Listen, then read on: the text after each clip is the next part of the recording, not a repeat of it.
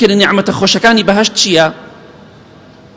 ڕق و کینەیتیان نییە، حەسادەت نییە. لە دنیادا دوو عەلاقەت پێ بێ سیارەکە بەریتە ژوورە جا دایگری جاری وهەیە، بەڵام لە بەهەشتا ئەو شتانە نییە. ناوێری شتێکی جوان بکڕی بە پارەی خۆت بە ڕەنجی خۆت بە ماندووبوونی خۆت کڕیوتە 15 ساڵ 30 ساڵە ئیشەکە داماوە، یعنی پێی ڕانابین خاوەنی خانووە سیارێ جوان بێ کاکە تۆ قچێ بەسەرەوە. بەڵام بەهەشت وانییە.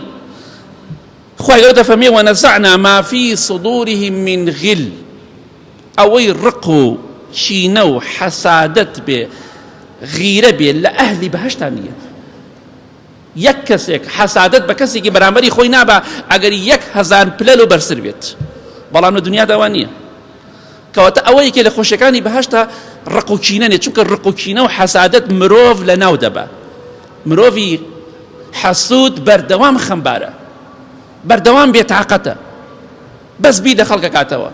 بەڵام ئەهلی بەهەشت ئەوەیان تیا نییە. خوای گەورە بە ئەهلی بەهەشتمان قبوڵ بکە. خوای گەورە دەفەرمێ ڕق و کینە و حەسادەتمان لە دڵیان دەرهێناوە، بە هەموو جۆرێک دەرکراوە تەواو. بەڵام ئەهلی دۆزەخ وا نییە. خوای گەورە دەفەرمێ كلما دخلت أمة لعنت أختها،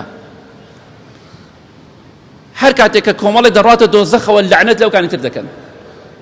دەسەڵاتدارەکان بە شوێنکەوتەکان دەڵێن لە قورئانە باس کراوە لعنەتان لێبێ، شوێنکەوتەکانیان بە دەسەڵاتدارەکان دەڵێن لعنەتی خواتان لێبێ.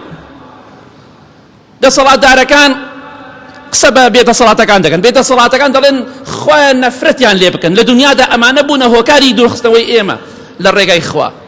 بڕۆ لە قورئانە چەند ها مناقەشە باس کراوە لەبین دەسەڵاتدارەکان و شوێنکەوتەکانیان، لەبین ئەو کەسانەی کە لە دنیادا خەڵکیان لە ڕێگای خوا دوورخستەوە، لعنەت لە یەکتری دەکەن، دەڵێن خوایە گیان چەند قات عەذابیان بدە.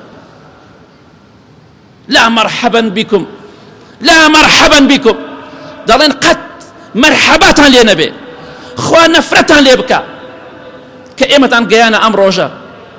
خوا هەر کەسەی ئێمە گەیانە ئەم ڕۆژە چەند قات عەذابی بدە. هاسەی کە هەمووی ڕق و کینە و حەسادەت و سوکایەتیە بە یەکتری ئەهلی دۆزەخ. بەڵام ئەهلی بەهەشت پێغەمبەری خوا دەفەرمێ صلی الله علیه وسلم لا اختلاف بینهم ولا تباغض، نە خلافیان هەیە نە ڕق و کینەش.